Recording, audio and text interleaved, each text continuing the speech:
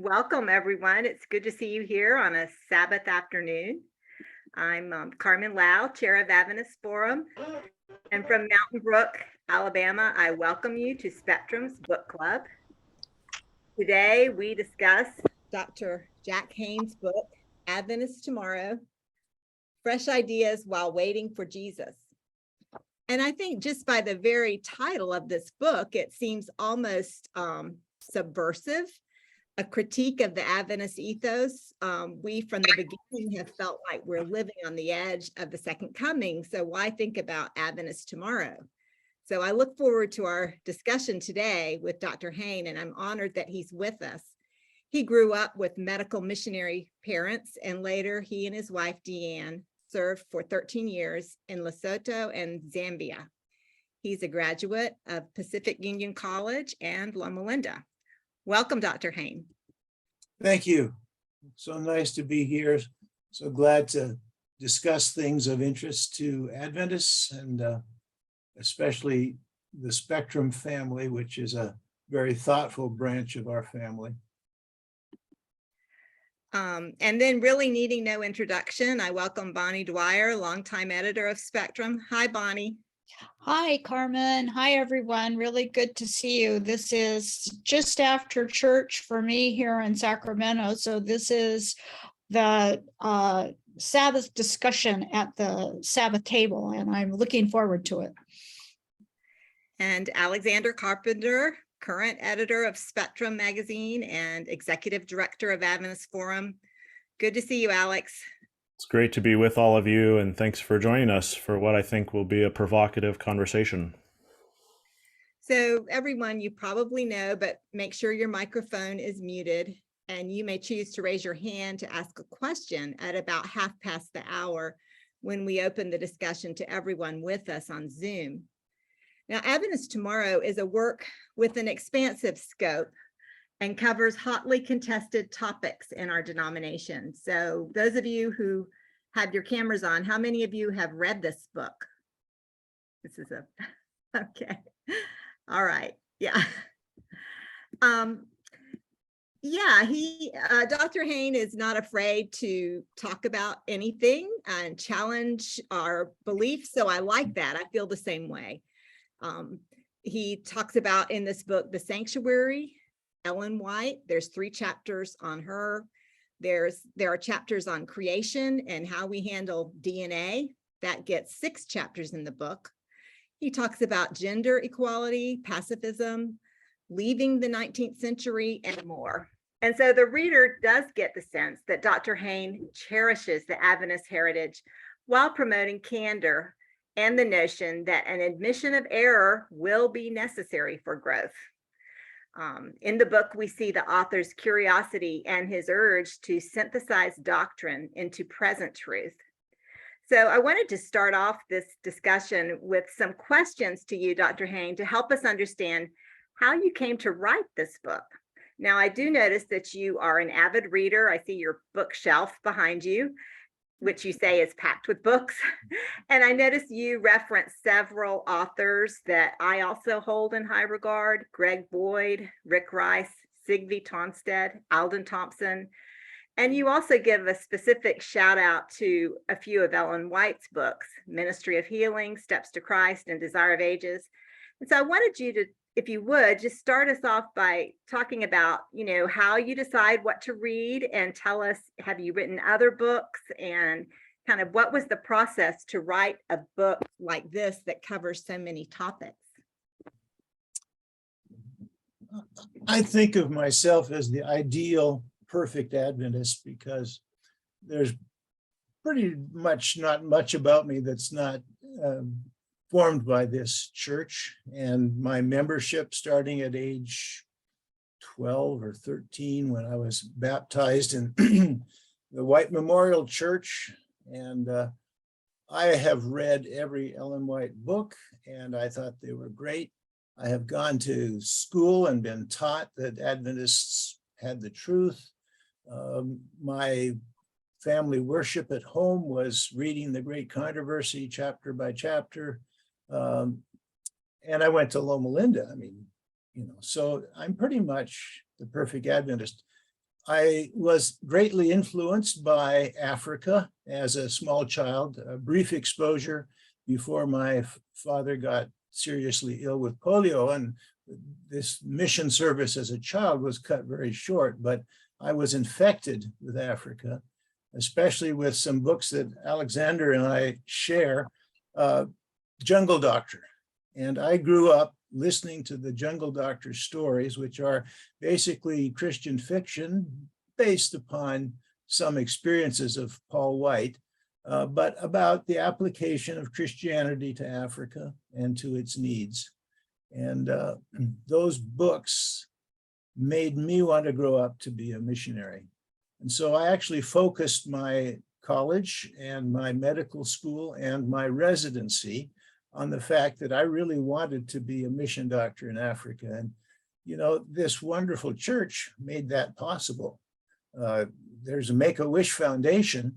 And for me, Adventism was the Make-A-Wish Foundation. I made a wish and it's fulfilled it. You guys paid for me to go to Africa. You sustained my family with enough to eat and car and gasoline, or it wasn't gasoline, it was petrol, of course. To get around. You helped us run a mission hospital. I did all the things I really wanted to do, and it was very much to Adventism.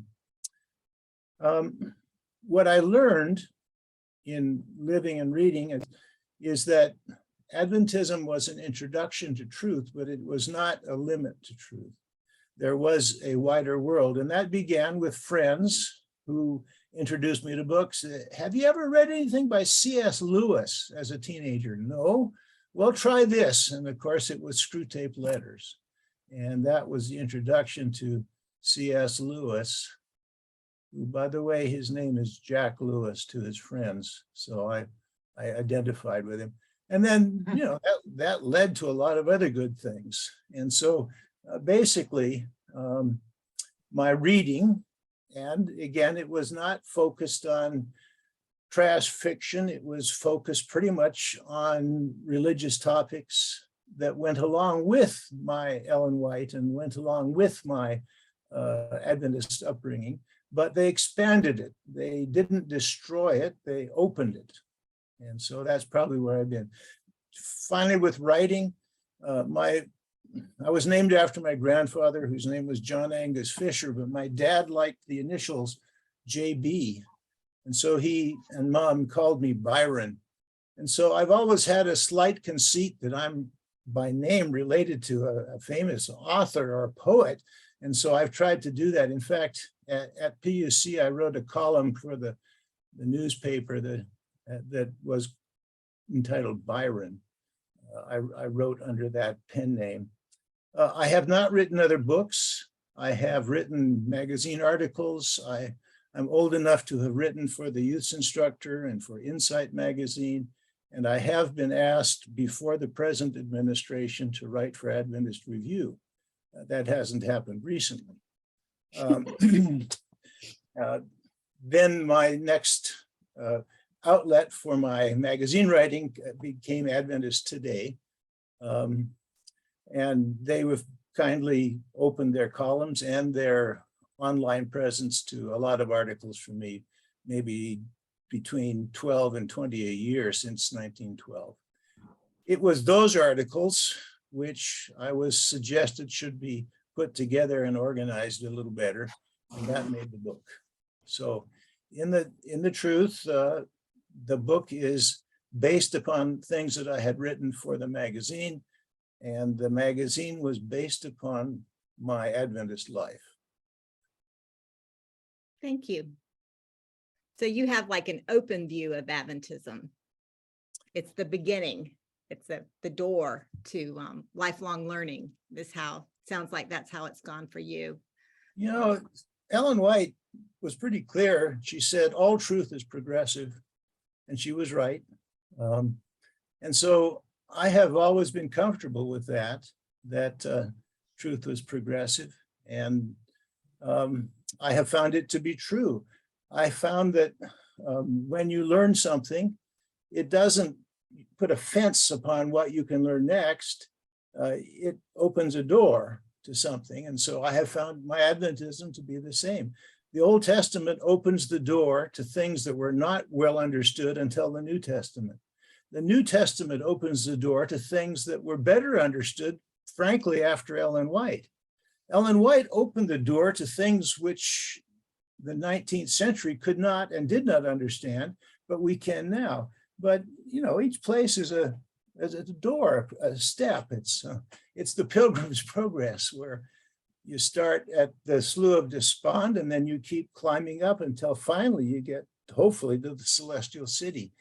This is not an unchristian progression. Right. Love that. The pilgrimage as a kind of a metaphor for learning and processing our surroundings and growing. Bonnie, what questions came to mind as you read this book?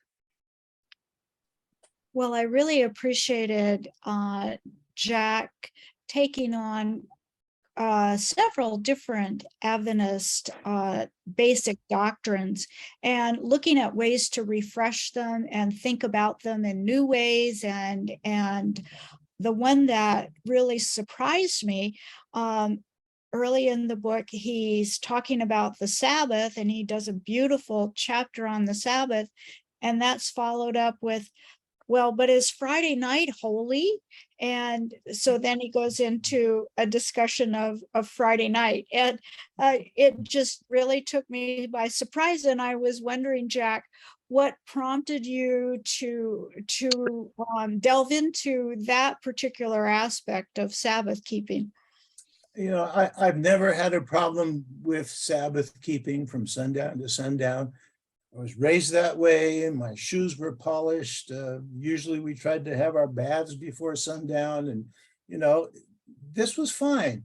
And I understand in a society that has no night there, you know, we have electricity, we have all night talk shows, anybody can stay up anytime.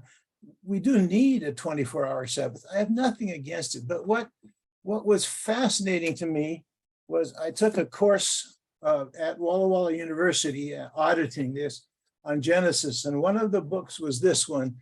You can't see that. I'll just tell you what it says. The Liturgy of Creation. It's footnoted in my book, if you have the book.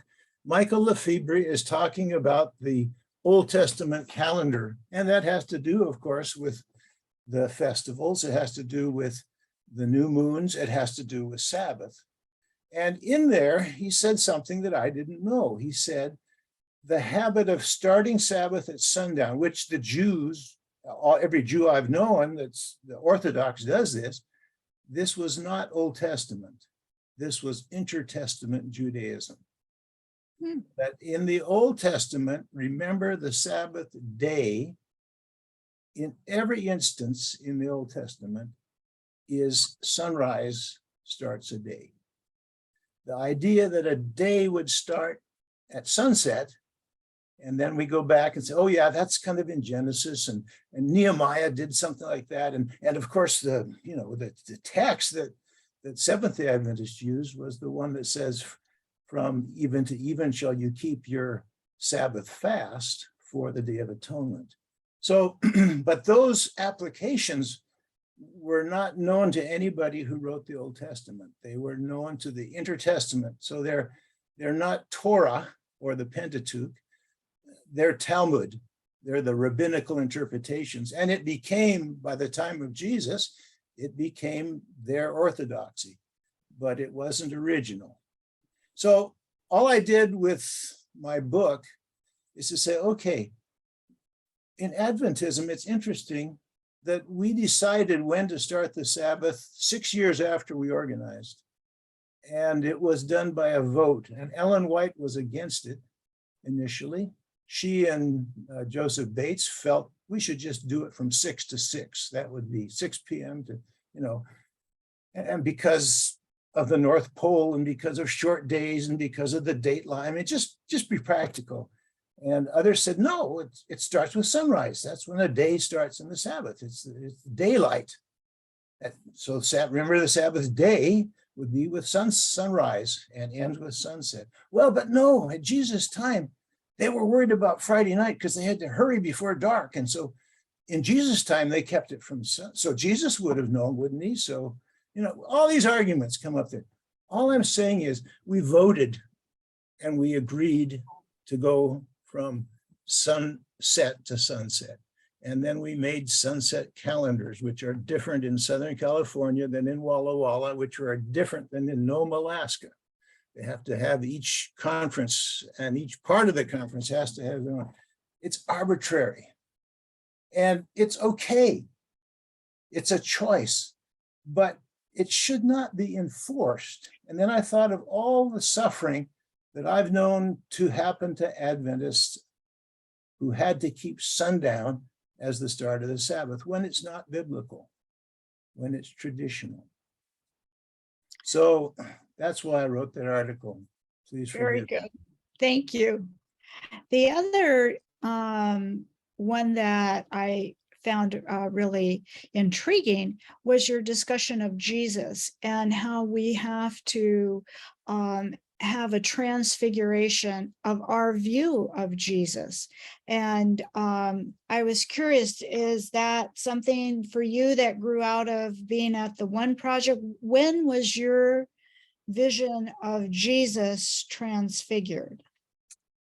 Well, it continues because Jesus is a subject that you can always look at and always see things you hadn't seen before and things that you underappreciated. So that's an ongoing project, but I'll have to say that I was in London and attending the School of Tropical Medicine and Hygiene as part of my preparation to be a mission doctor.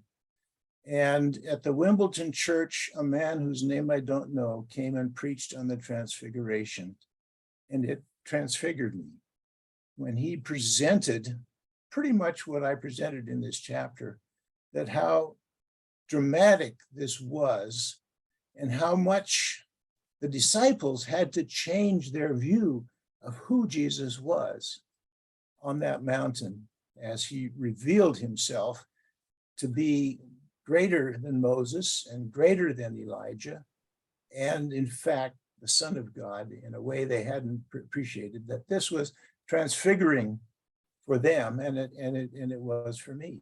And so, sort of beginning with that, I have found that we think we know Jesus, but we probably don't. We think we know he's the creator, okay, but we haven't really understood how he created or when or where, because we had our very narrow opinions on this. And so as we learn about these things, we have to change. We have to allow Jesus to be transfigured. We have to allow our understanding to be changed. That's beautiful. Thank you. I pulled up that chapter and I was going to read just a couple of your closing paragraphs from the Yes. book. If your Jesus is a leading supporter of your nation in front and ahead of all other nations, you need to let him be transfigured as the king of every kindred, tongue, and beloved nation. If your Jesus is a health and wealth promoting Jesus, protecting your position of privilege, you need to let your Jesus be clarified as the best friend a poor man ever had and the most challenging advisor any rich man ever knew. I thought that was a good ending to that chapter. Well, it's true. Christ judges all cultures, Yeah. and Christ has something to teach every category of human, every economic level. And whatever it is, we need to understand it better than we have before.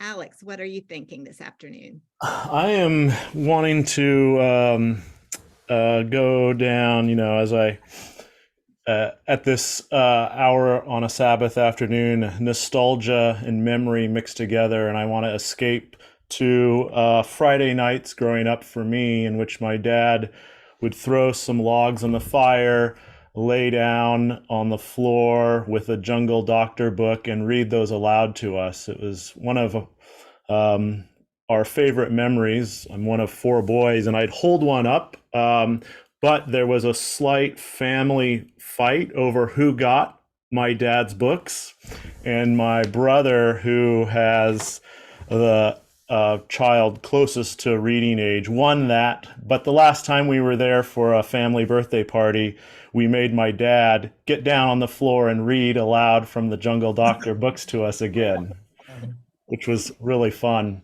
And if you haven't read those, they're classic missionary stories about a doctor who can almost do no wrong, solving problems, getting into adventures, and often involving vehicles, which I still can see in my mind's eye.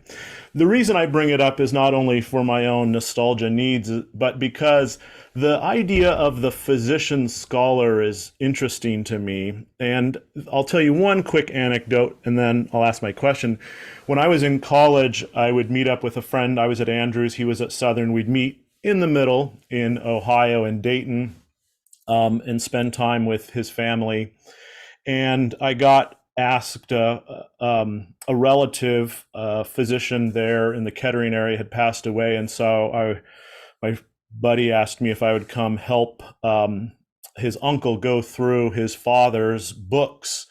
And I said I'd be happy to, and they promised to give me a box of whatever books I wanted by helping them kind of clean out the house.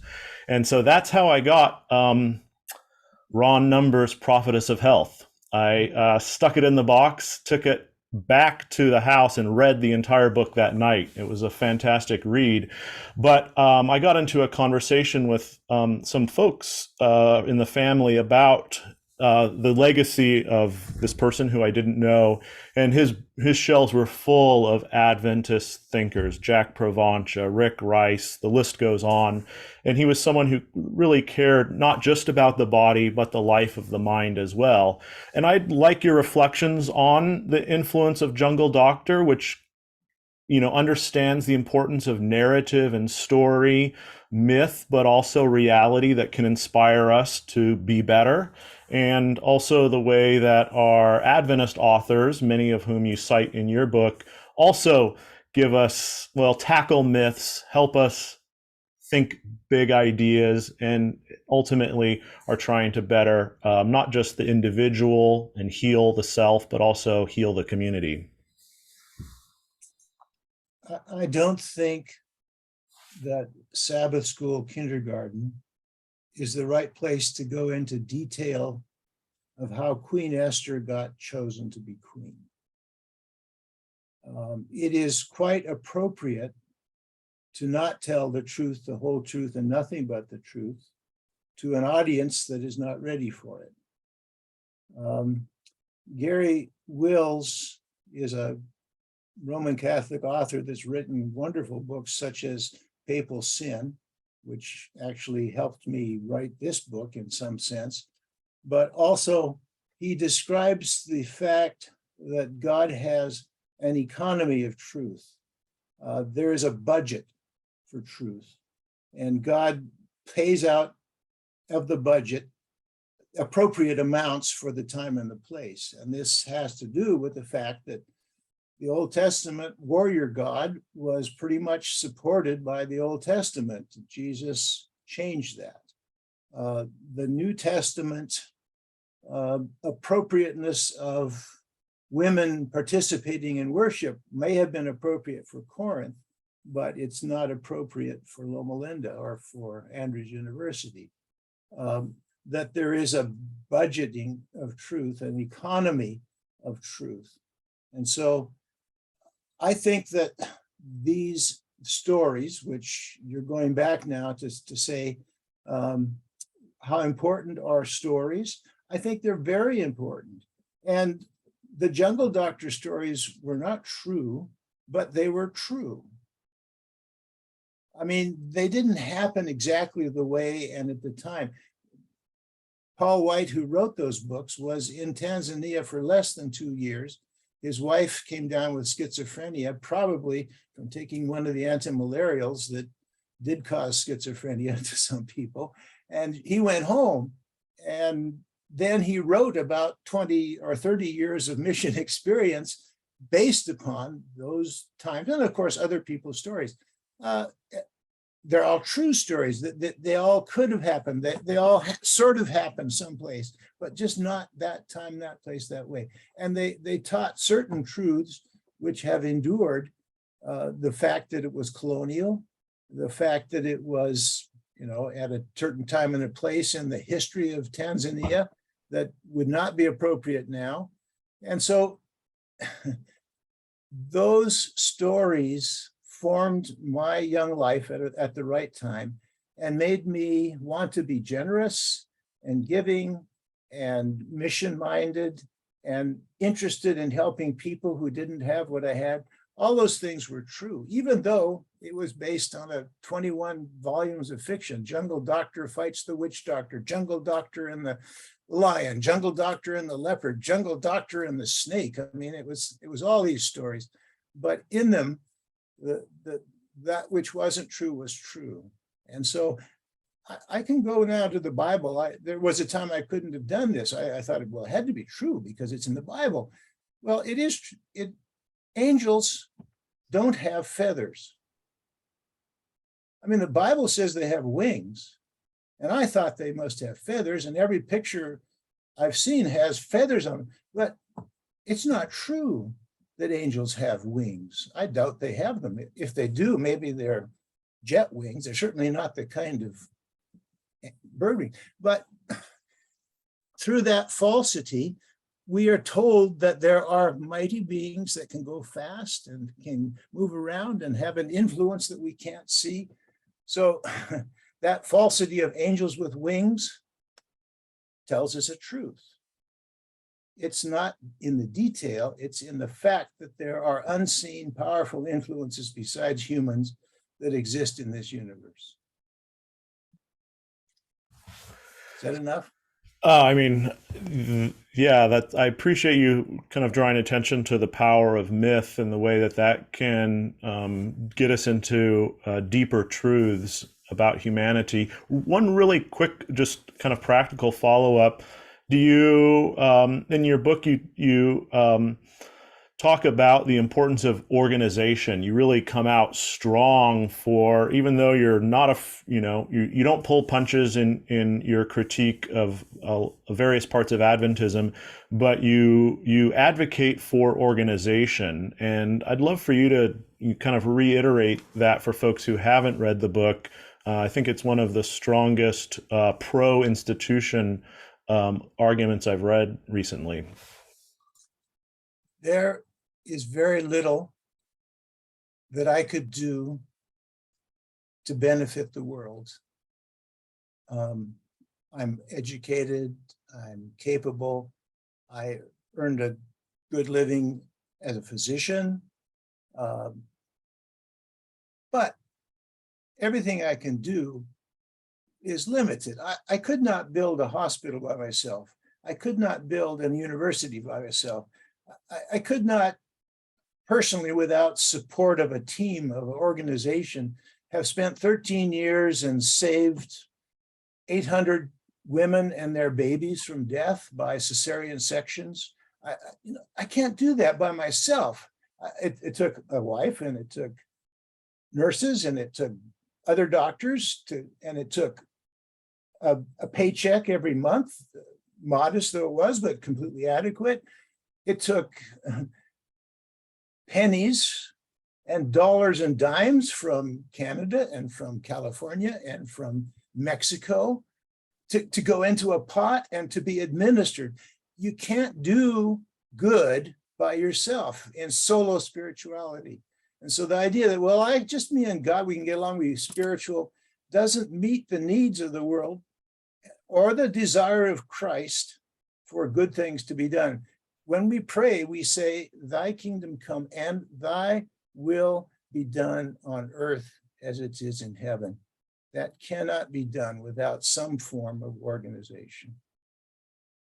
And this happens to be mine and yours. This is ours. So we can leave it if it's terrible, or we can make it better if it's not good, but we can't give up on organization. We have to do something if we are going to pray that prayer that God's will be done on earth. Thank you. Very moving. We are halfway through the hour, and so I wanted to give the opportunity for those of you on Zoom to raise your hand or make a comment. Perhaps you've read the book, or perhaps you've read some of the articles to which Dr. Hoehn refers that he's written over the years, or maybe you just have a question about the very concept of Adventist Tomorrow and what he was trying to do in this book. So yes, okay, I see a hand up. Robert Ford. Let me get you Hi, to Bob. unmute. I think, let's get you to unmute. Robert Ford, you're up. Yeah, sorry. Okay. Hear me okay. Good to see you, Jack, again. Just for a little background, both Jack and I went to PUC together about the same time. So we know, and I also worked in Africa. I wanted to follow up on your question about organization. Today, one of the big debates in our own country, and it's become really kind of a serious issue, is about the role of evangelical Christians, particularly that are going off into what is being known as Christian nationalism, which I think for many we would consider to be a misinterpretation of both Jewish, Talmudic, as well as Christian, and not really about Jesus. But how do we, as an Adventist church that depends and values the organization, what it can do, like what you just said, I could have never had the influence I did helping to build the first Adventist university in Rwanda. We started out with 12 students and now has 7,500 students, the only medical school in the country. And so we have tremendous opportunities to influence the world through the church. But at the same time, there are those that want to take that organization, that thing, and then use it maybe in political ways. Adventists have always been kind of neither here nor there about how do we get involved with politics in the political world, but at the same time, how do we avoid the pitfalls of that? What are your comments about that whole issue, which is really at the forefront of political debate in our own country right now? Thank you, Jack. Bad politics is not a negation of good politics. So you can't say, I'm against politics, because you can't be.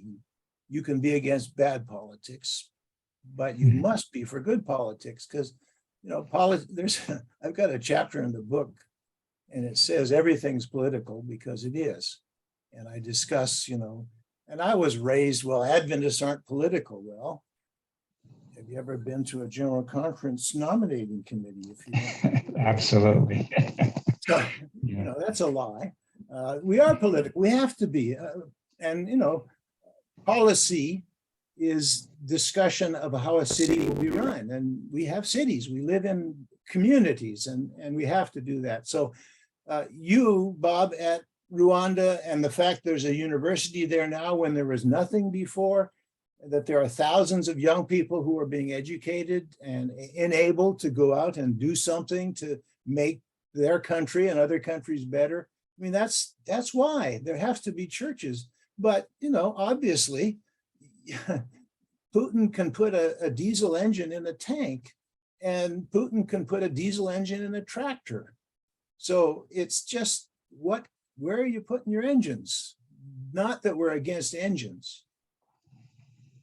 Absolutely. Thank you for that. I really appreciate it. Thank you. Bonnie, did you have a follow-up on that? I was seeing that you unmuted. I wanted to. No. No, okay. Just. All right. Brenda, you're next. Thank you. I see your hand up.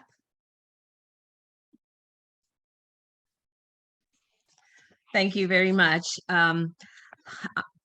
In rehearsing the doctrines of the Adventist Church, one doctrine that really stands out is our position on the state of the dead.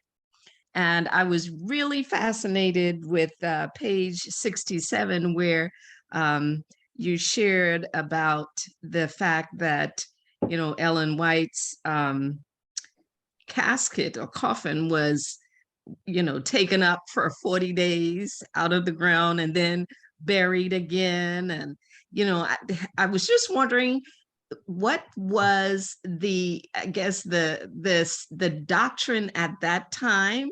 And did we progress from there to now having this present doctrine? Just share a little bit about that. Brenda, thank you. That was fascinating to me. And this was part of my research into this topic, because how her contemporaries valued Sister White. They valued her so much, they were unwilling for her to die. And they grasped onto the hope of resurrection as, obviously, I mean, if there was one person in the universe at that time, that when she died, that they wanted to be resurrected, it was Ellen White. Now, that tells you something about how they valued her and what they thought.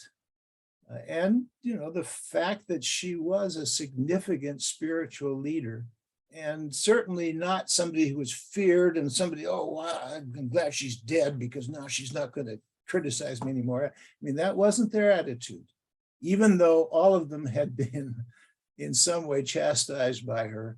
The love, the respect, the admiration, the need for her, they felt it. And so it seems like several of them hoped that she would be given a resurrection. And okay, it happened in the Bible. Why not now? It's okay to wish for it. I don't think that has anything to do with the fact that until we are resurrected, we sleep and aren't conscious. I don't think that doctrine is being challenged. I think mostly it just tells us how much her contemporaries, at least her family and her close friends, valued her. And we ought to respect that as we give our own evaluation to her. I'm sorry, I have no sympathy for people who go back and who challenge her motives long after she's dead. I certainly like that we challenge her methods. I certainly like we can challenge her facts. Ron Number's books and Jonathan Butler's work and all those, they're great. I cannot respect the work that goes back to challenge her motives, because those people that knew her and lived with her certainly would not accept that she was a fraud and a charlatan. And Thank you. my opinion. Thank you. you. Linda, I see you have your hand up. You're up next. Hi, I'm so happy to be here. And my mind is just spinning. This is my second time being on this forum. My head is spinning with angels without wings and Sabbath. Not beginning on Friday night. It's like, whoa, where just I can't stop laughing. I'm sorry. It's just, it's like an earthquake is happening in my head right now. Thank you. Well, Linda, we have to understand that the Bible presents angels with wings. And so, there's no harm in it, but that probably should not be the end of our understanding of angels. I think we need to progress. And we should remember the Sabbath. But the details of what time sundown is and when sunset is, and what to do on Sabbath. Obviously, Jesus spent a large portion of his ministry trying to clean up the Sabbath from certain things that he felt were inappropriate. And so we can do the same. We can make it better. And there's no criticism of anybody who wants to keep a 48-hour Sabbath. Some of you need to have, and you do. Actually, Americans keep 2 Sabbaths. We keep Saturday and Sunday both, and they're both sacred to us because we don't want to work more than 5 days a week. Well, it's fine. Have 2 days Sabbath, but don't be arbitrary and don't judge each other on the technicalities. Judge each other on the spirit. On that note of angels and wings, Harry Anderson, the illustrator for those Bible story books that many have grown up with, he was a prized artist for the Mormon Church because he painted his wings or his angels without wings often, and they felt like they have a doctrine or a belief that angels don't have wings, and so his art was attracted to them, and they have bought a lot of his books. Colporteurs have sold those in LDS homes because you can open up the books and show angels don't have wings, and they're happy to see that. But Alex, were wings in the Ark of the Covenant. Yes. Thank you, I'll Linda. mention briefly, I live in Utah Yes. among Mormon friends, and so I appreciate that, Alexandra. That's a very good insight.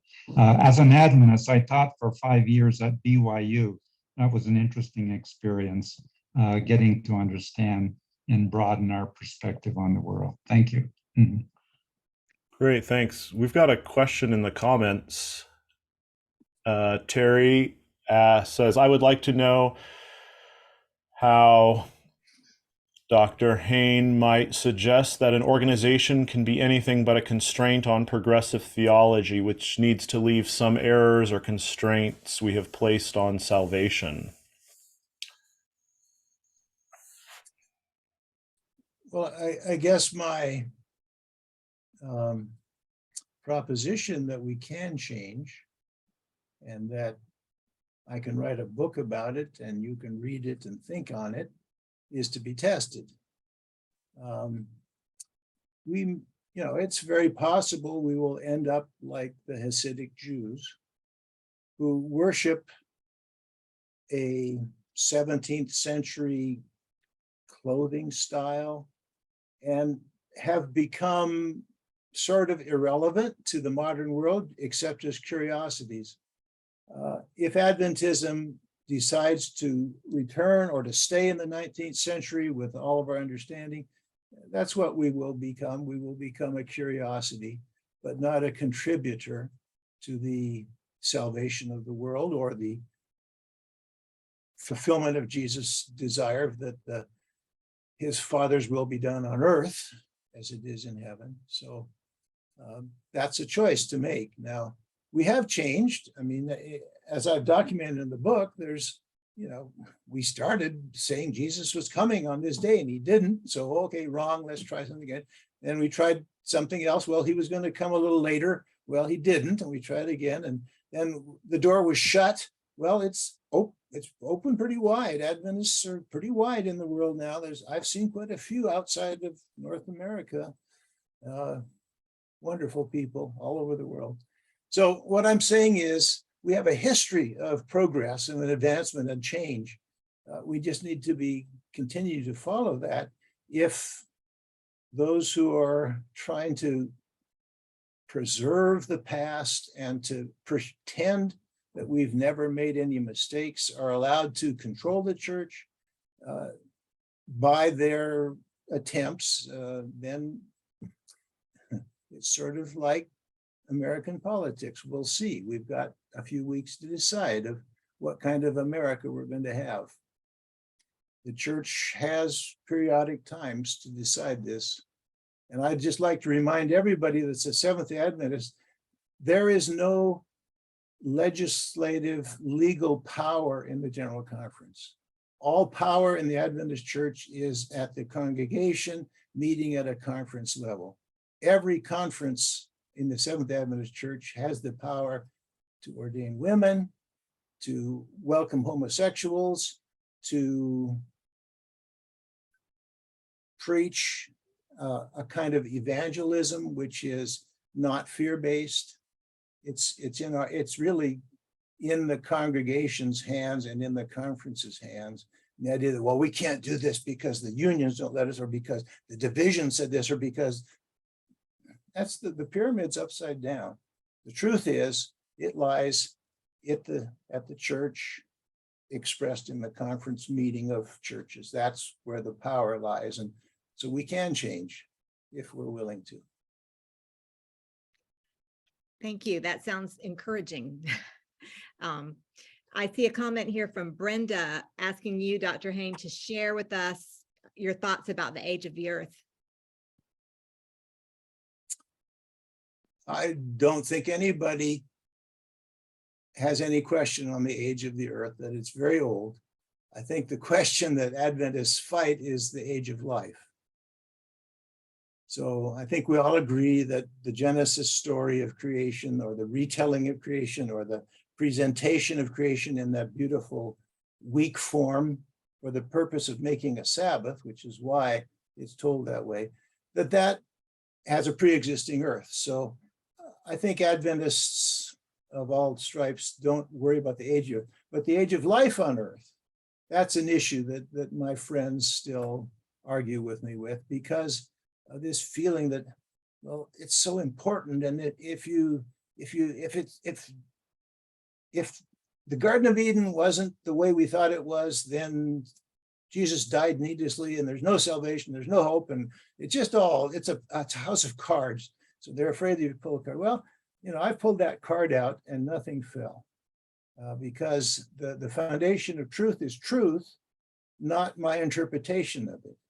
And like the Bible says, let God be true, let every man be a liar. I admit we've lied about the age of the earth, and we should admit it because it's not true. Things did not start 6,000 years ago. They didn't start 12,000 years ago. Now, whether they started 3.8 billion years ago or 2.7 billion, we can argue, that's fine. Just agree that it happened long ago and not recently. So the age of the earth is not important. The fact that God is a creator is essentially important. And I spent a part of the book, and I could probably write another one, supporting intelligent design and fighting the fact that today, this morning, at a good Sabbath school someplace else, I heard a very respected Adventist say the same lie. Well, intelligent design is based on God of the gaps. It's not. Intelligent design is based not on what we don't know, it's based on what we've learned. It's based on what we do know. And what we do know is everything is information-based.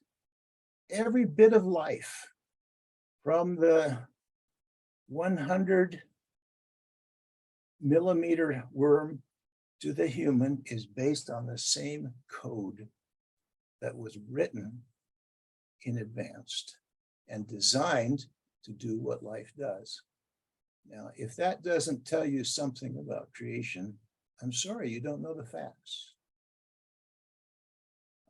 Thank you. We have time for another question or comment. We've got about 20 people on Facebook watching this live as well. And you got a thumbs up on your point about 2 Sabbaths from Gary Clendendon, who liked your reflection on that. Yeah.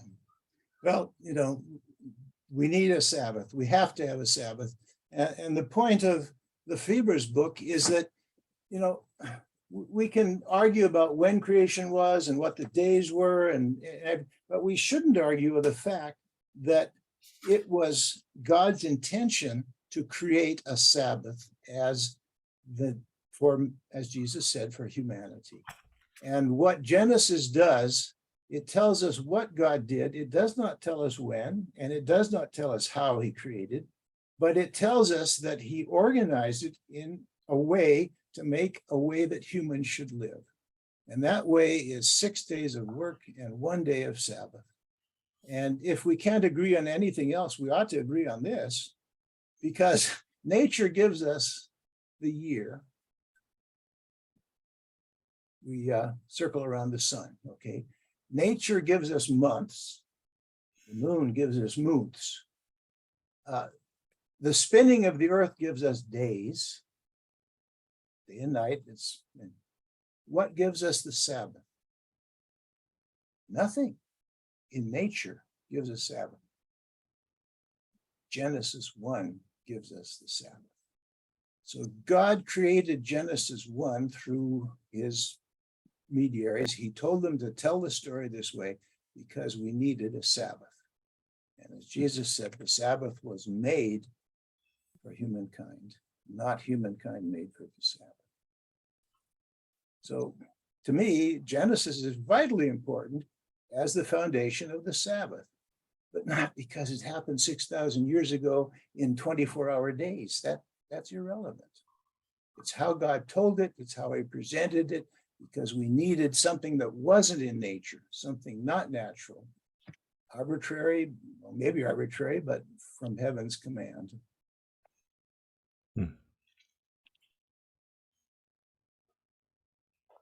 Any other? Oh, Bonnie, yes. This has been a really lovely discussion of Sabbath and creation. Can I move to another topic? Is that okay, Carmen? As we were gathering, we're talking about your comments on Ellen White and the significance that you found in her for your spiritual life. And then I was intrigued. I was reading on Kindle, so it doesn't say pages, it tells me percentages. And so at about 32%, there is this quote that says, "We now may free her of irrelevancy by editing out the situations and questionable parts of her writings, by conscientious believers or by consensus of believers, we can offer our children and our communities a great blessing, inspired direction for the lives from Ellen White." I'm really curious about how you think that editing could take place. Well, maybe we should go back and tell me what decided to put James in the Bible and what decided to put Esther in the Bible, and how did we let Revelation be the last book of the Bible, and how was Nehemiah chosen but not the other books of Kings that are mentioned in other scriptures? The answer is the church, wherever the church was, God's people, believers, found which parts of holy writings, inspired writers, were of enduring value. And they kept those parts and not others. So the project, we call that canonization. We made a canon. It didn't come from heaven. God didn't send a manuscript saying this book and those chapters, they're the Bible and the others aren't. We sat here like this group, this book club, and we reviewed it and said, now, which part of Jack's book would I care for my children to read? And which part were kind of a little wacko and maybe we should just leave out? Well, you can do that, and you can edit it, and we can take a vote. And that's basically the way the Bible, the Old Testament, was made, the New Testament. We need to do that with Sister White. She didn't know where volcanoes came from. And we do a great disservice to her to pretend they come from coal fires under the earth. That was a theory somebody had. It was absolutely wrong. We don't do her any service to keep repeating her misunderstanding. We don't do, with any of the other discrepancies or misunderstandings that we have. We need to understand inspiration. Inspiration is inspiration to write. It's not control of what gets written. And so the control of what should be preserved, of what we carry on, is in the hands of believers. And we do that by experience. We can say, this chapter has been a huge blessing to our church and to many others in other churches. We're keeping it just like it is. This chapter was a little bit heavy on legalism and presented a form of God's judgment that is probably not the way Christ would have it written. So we're going to edit this or we're going to drop it. And that's the way a canon is made. Sister White had a prophecy. She said, the last deception will be to make of none effect the spirit of prophecy. Well, those brothers and sisters who are demanding that we believe everything she wrote as divinely inspired are making her of none effect. Because if you can't believe that the earth was made 6,000 years ago, and you can't believe that volcanoes come from coal fires under the ground, then you throw it all out and you make her of none effect. We do that by demanding literalism and an impossible understanding of it. If you say this woman spoke for God and told us things that we needed to know that were beneficial, but were not always factual, we can make that better. And we can say this is the edited version, because the truth is not based upon inspiration. The truth is based on truth. Thank Very you. Thank you. I'm glad you brought that up, Bonnie. Yes, it's an important piece of your book. We have been together almost an hour, and I wanted to thank each of you for carving some time into your day to join us. And thank you to Dr. Hoehn for writing this book and for being willing to discuss it with your Spectrum brothers and sisters. So as we wrap up, generally, I like to ask Bonnie and Alex a favorite section of the book. So I wondered if, just as we close out this meeting, you might share. Yeah, okay. Ready? I'm promoting the book here, holding it up. And I'll read from page 216, a section called Good for Nothing, a self-reflection. Actually, do you have it there, Dr. Hoehn? Do you want to read that little section? It might be more fun to hear it in your voice.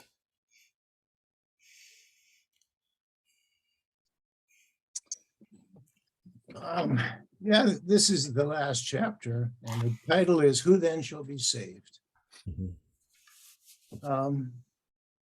Good for nothing.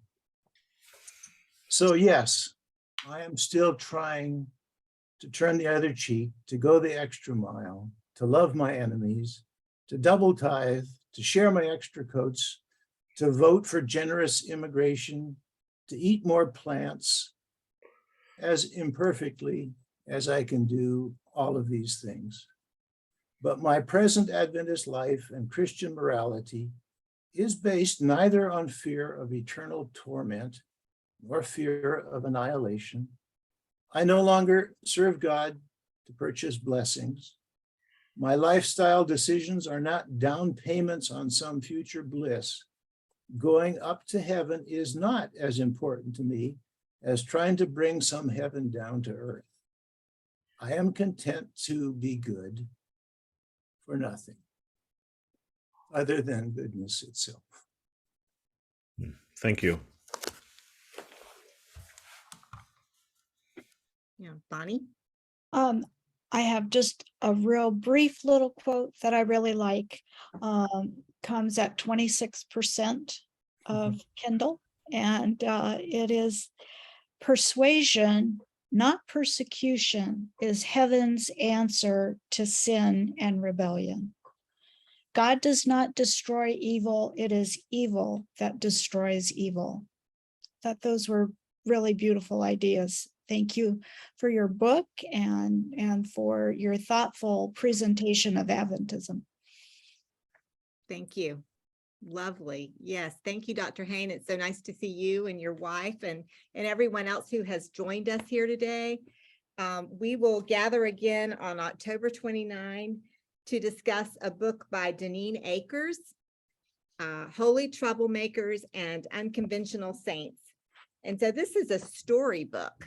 So this is one you might want to look at and consider giving to some children in your family. I actually have left it on my coffee table for a while and have just enjoyed flipping through and reading about holy troublemakers and unconventional saints. So it'll be a change of pace in a few weeks. And thank you all for being with us, and happy Sabbath.